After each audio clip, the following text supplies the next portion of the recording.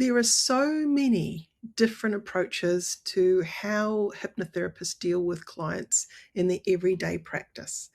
And I'm a clinical hypnotherapist. My name is Meredith McCarthy, if you haven't tuned in before. And I love to share all sorts of different information about hypnotherapy, how I practice with people, to, just educate and connect to people who are interested in this field, learning more. So today I thought I'd talk about that a little bit more around how I see it, how I see the differences and how people approach things. And hope you enjoy this one.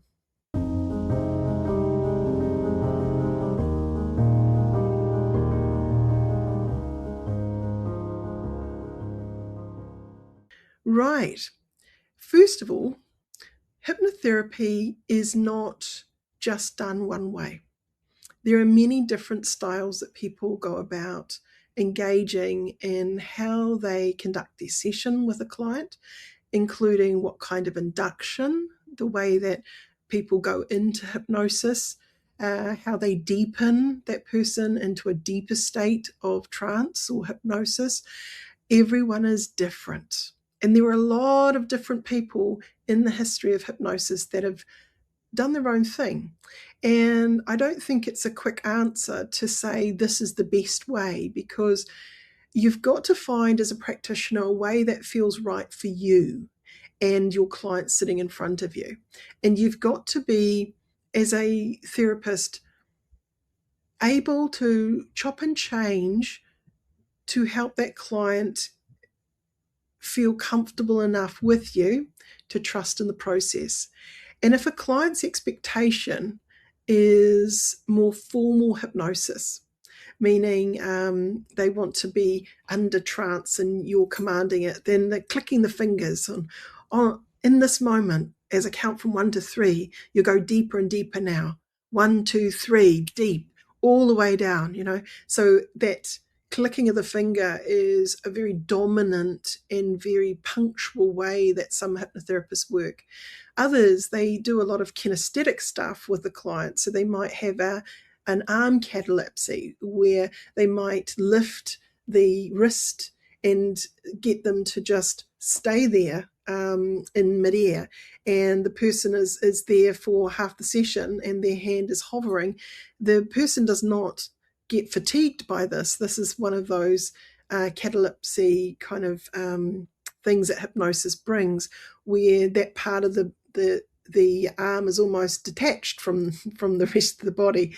So when we're thinking about deep states of trance, you don't need to be in the deeper state for change to occur emotionally in that person's life to help them through beliefs and actions, motivation.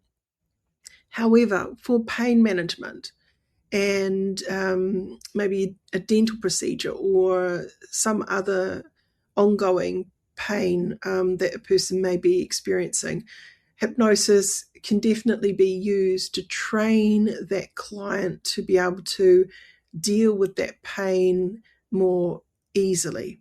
So to dial it down. Now, imagination is a big part. So whatever it is that a hypnotherapist is doing with their client, imagination is a big part of that. And also suggestions, certain types of suggestions that lead a client towards positive outcome is another part of our craft. There are different types of clients out there that come from different backgrounds. They've been raised in certain ways of thinking. And if the therapist cannot connect to that client, so they can't establish rapport, that's often one of the things that can erode trust within a relationship, in a therapeutic relationship. So they may not be the best client for you to be working with. However, a therapist needs to often learn also to park their own biases and to really think about the client's world rather than their idea of the world, and adapt their approach accordingly. So if someone is very religious, it's respecting those religious philosophies within that session and supporting that client with that perspective, regardless of what your view might be. Okay. There are many times, though, I've heard hypnotherapists teaching hypnosis saying you don't need to do, old-fashioned trance. There's no such thing as depth of trance and all sorts of things like that. Well, that's not true. There have been many studies that have shown that there is a difference, that people do go into somnambulism and also the Esdale scale of depth, and that's where you can work with pain, do operations and other things. And a person can be taught how to go deeper and deeper and deeper through that conditioning. So there is a hypnotic approach that can be done for most people to be able to ready them for such an operation. Maybe they're allergic to anesthetics or pain relief in some way. So using that understanding of teaching a client how to go deep, and the idea that there is a depth that can be of assistance, this implanting of that idea is all part of the suggestion toolkit, which allows the client then to have that experience. So shift mind, body follows, just waiting for clearest instructions. So I think there are some interesting people teaching some ideas based upon maybe what their observations might have been, but it's not necessarily clinically driven. It hasn't been proven what they're saying. So there are definitely studies in neuroscience and other things where we can see a change in the brain. We can see that people do go into hypnosis and there are phenomena that happen. A person can be put into a cold ice bath for a very long period of time and not have the normal hypothermic reaction, so they can regulate their temperature for way longer than when they're not hypnotized. So there's some interesting phenomena that can happen in extreme situations. So, our brain is pretty amazing like that. It does go into these amazing creative zones of thought, which create, like alchemy, the next chapter. And that's the hypnotic mind working. And we all have that ability to tap into it. Some are more creative than others, granted. However, we are all landscaping through choices, miniature choices, what comes next in our life, whether we realize that or not. So I think when we're looking at inductions, some people might use a typical staircase induction. Some people find that hard because they've got aphantasia and they can't imagine the staircase, so that's not going to work for them. So we need to be adaptable in the way of how we might take a person into that deeper hypnotic trance to do work with them and connect to the subconscious, that part of them that's running all the programs. There isn't one right or wrong way. It's really looking at using an eclectic toolbox to go, what do I need to do for this client in front of me, rather than having a stock standard for everyone, the same thing over and over again. You can find great examples of very generic inductions that hypnotherapists use that will cover a wide range of people and work very effectively. However, there's always going to be that small sector of humanity that it doesn't work on. So we've got to be really clever about how do we work with those individuals that aren't wanting to feel out of control, might fear that, or something in their guard comes up. So how do you normalize the process, what hypnosis is and what it isn't within a session? This is a really important part of a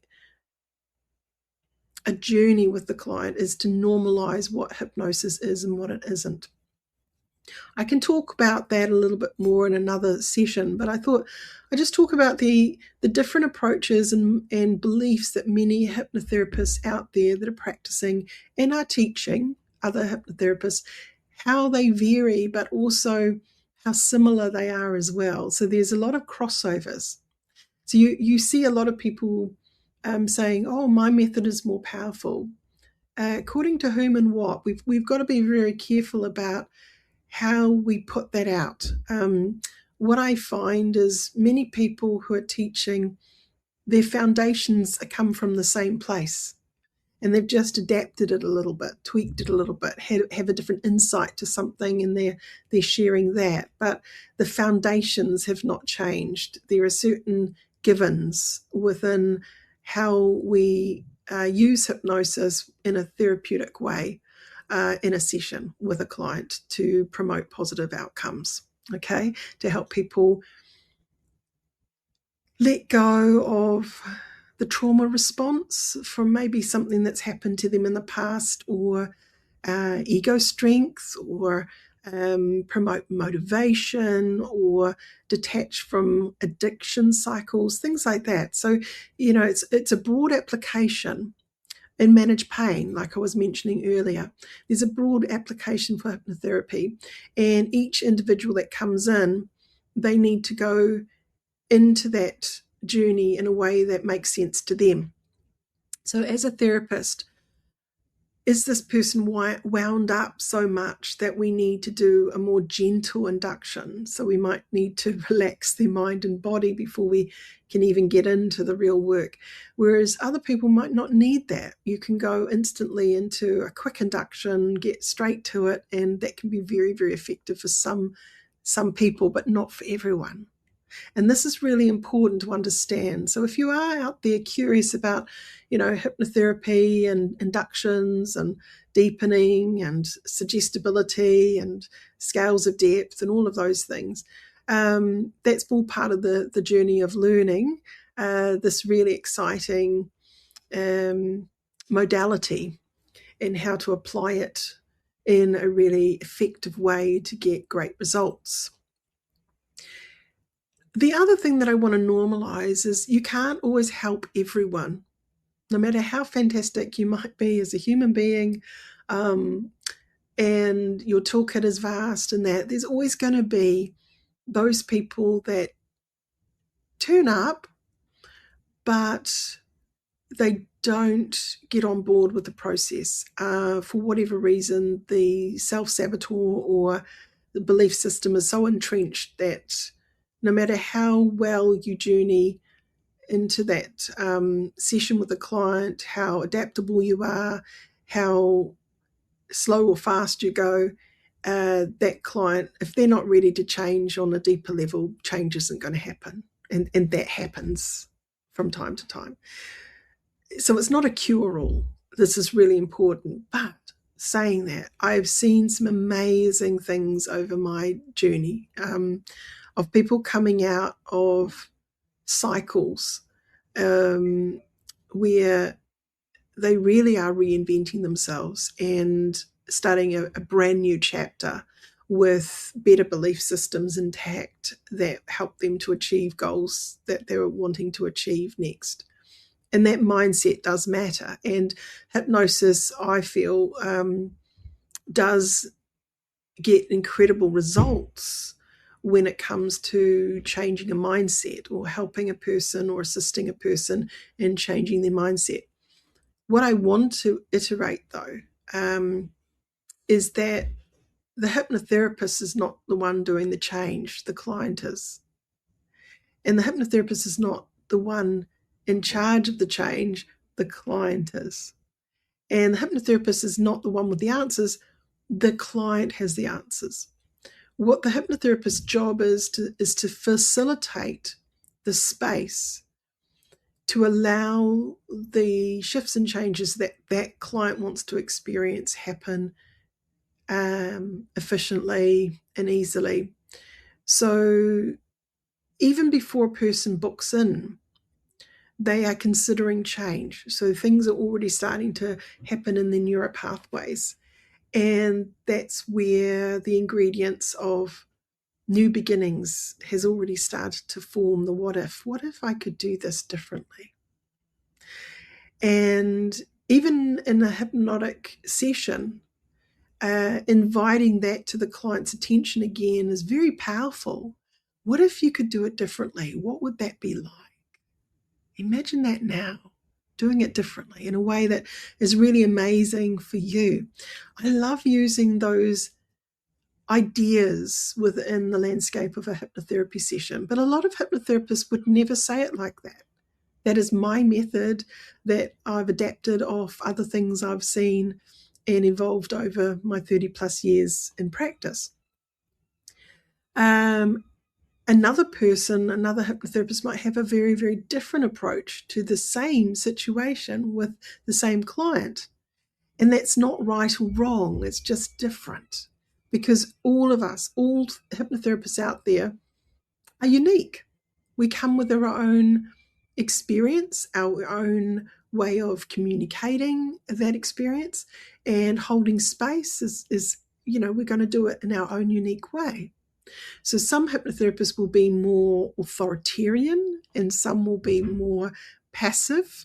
Some will have an eclectic range of both. So there are times where you become more authoritarian in your selection of suggestions. So from now on you are, that kind of statement of absolute. Whereas a more passive delivery would be, from now on you might find yourself incredibly impressed by the wonderful positive changes that happen. So it's more subtle as a suggestion rather than it's going to happen. Different clients respond differently. And if you've got someone who doesn't always like to be told what to do, then using an authoritarian style hypnosis may create resistance. Then again, under hypnosis, they're more open to suggestion, even if they are that kind of character. But how we land it is everything. As a hypnotherapist, it's really important to be aware and thoughtful of how our suggestions do land in that therapeutic space. Look, I hope you've enjoyed today's talk time. If you're interested in learning to become a clinical hypnotherapist, I have a diploma course that you can check out. You can visit nzach.ac.nz and download the prospectus, and I'm happy to give you a call. And, it's an exciting career choice, and one that I know for me has been very, very fulfilling over these years, to be able to see people and what they're capable of achieving with the right support, And if you want to learn how to do that, how to support others in helping them have their best life, then, check out the website. Look, for now, though, thank you for tuning in. If you haven't subscribed before and you're interested in more of this, remember to subscribe. And if you have liked what I've covered today, it would be really helpful if you'd like it. It helps the algorithms. I know you probably hear that from all of the creators out there about that, but it really does help to push these sort of videos out into the world. I'm teeny tiny in the middle of, the world, the global sort of information that's being shared out there on YouTube. So I'm a teeny tiny channel, but any help like that really does help me connect to those that are passionate about helping others make positive change. So thank you for tuning in, and I hope you've got into a good start for 2026, and I'll see you next week. Thank you now. Bye.